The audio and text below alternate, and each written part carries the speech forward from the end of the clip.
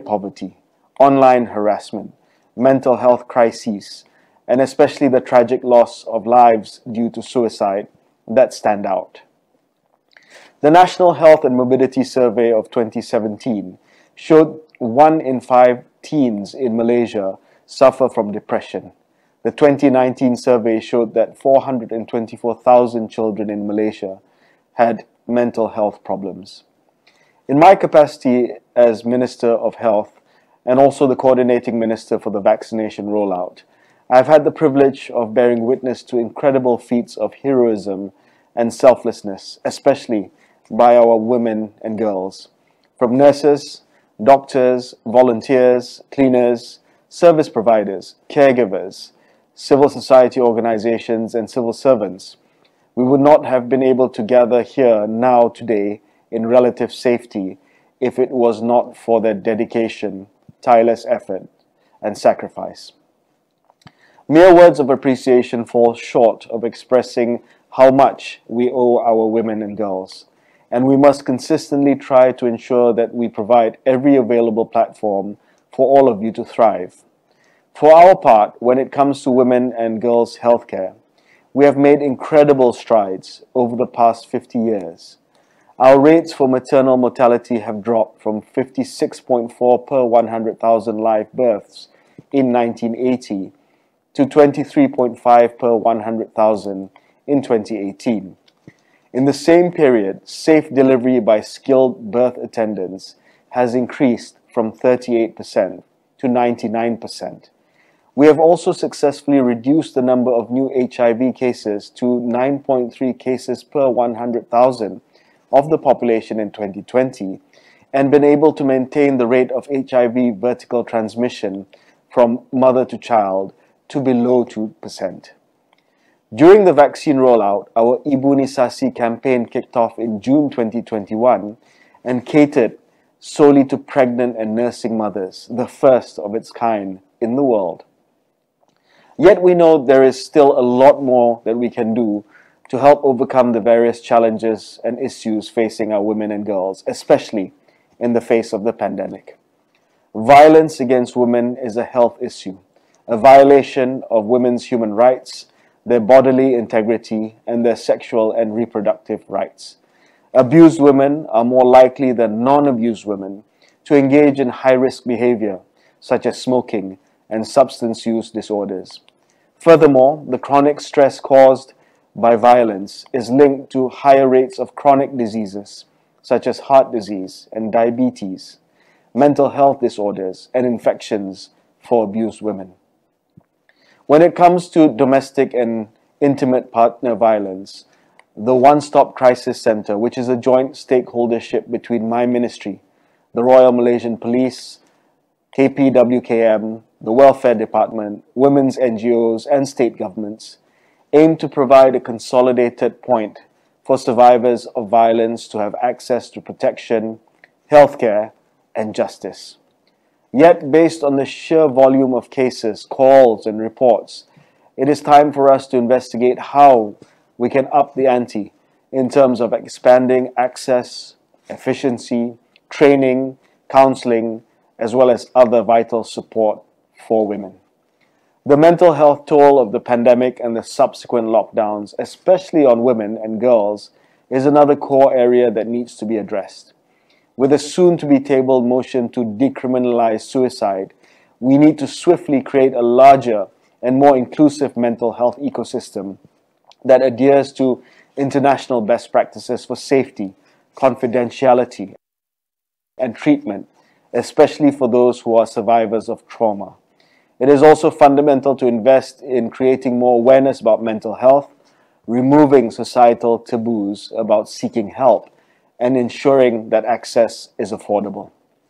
And to do that, we need a whole-of-society approach and cannot solely just rely on government and the public sector.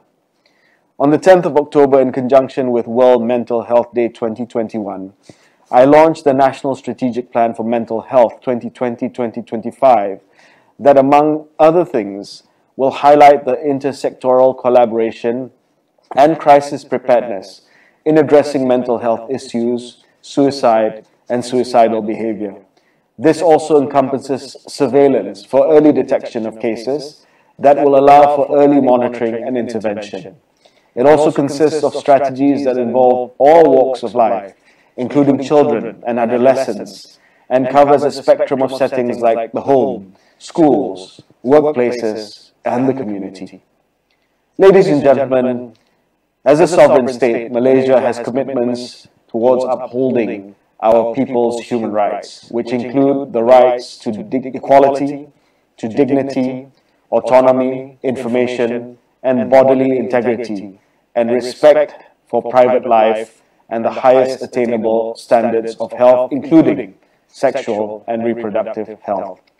Malaysia is also a signee of the International Conference of Population Development and its Program of Action in 1994 that ensures the rights and reproductive choices for our women and girls, followed by the Convention on the Elimination of All Forms of Discrimination Against Women, or CEDAW, in 1995, as well as ratifying our commitment to ICPD during the Nairobi Conference in 2019. These are not aspirations, they are commitments. Commitments that are rooted in the understanding that just like most countries in the world, we must do better to ensure that we can fulfill the absolute potential rights and choices of our people, no matter their age, gender, or creed. And we have set a target to achieve this by 2030 in line with the UN SDGs. The right to bodily autonomy is a promise that is legally endorsed by the laws of our land for each and every Malaysian. Yet, I will not deny that there are essential social and legal gaps that need to be filled when it comes to our women and girls.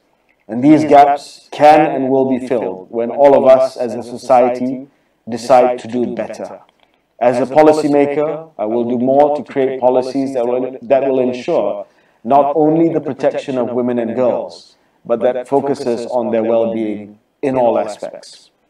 I would like to congratulate the United Nations Population Fund Malaysia, and the MWGF Secretariat for your time and effort in developing this very critical solution-centric platform that works in tandem with our policy of elevating the safety and well-being of our women and girls.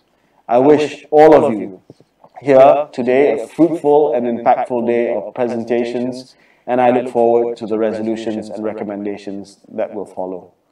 With that, I, Ngalafas Bismillahirrahmanirrahim, proudly declare the second Malaysia Women and Girls Forum open. Thank you. Terima kasih.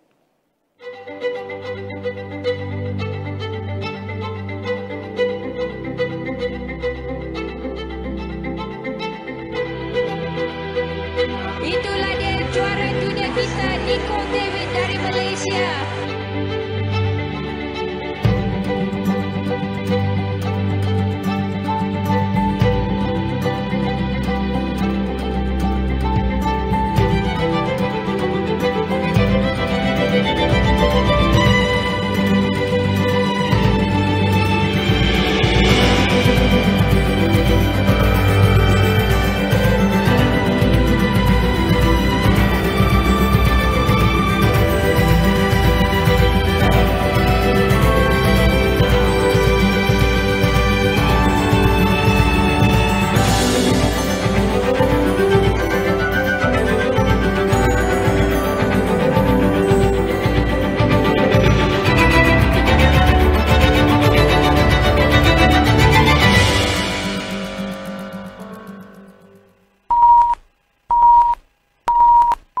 This pandemic is the biggest setback in gender equality for this generation. We have never been confronted with issues more daunting than we are right now. This is especially true for the ones who are already marginalized by pre-existing barriers like social class, poverty, and disability.